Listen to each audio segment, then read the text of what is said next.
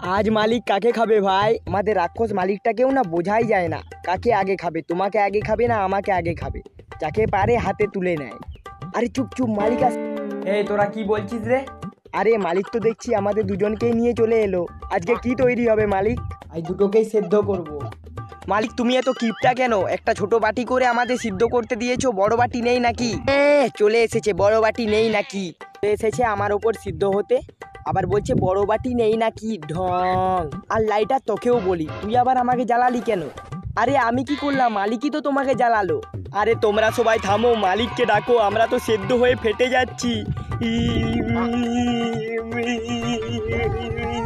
হ্যাঁ হ্যাঁ মালিক, ও মালিক কোথায় গো, তাড়াতাড়ি এসো। আরে বল কি হয়েছে, ডাকছিস কেন? আরে ডিম ভাইরা তো পুরো সেদ্ধ হয়ে ফেটে যাচ্ছে, আমাকে তাড়াতাড়ি অফ করো। দাঁড়া দাঁড়া করছি। শান্তি শান্তি, ওভেন ভাই তুমি আমাকে বাঁচালে।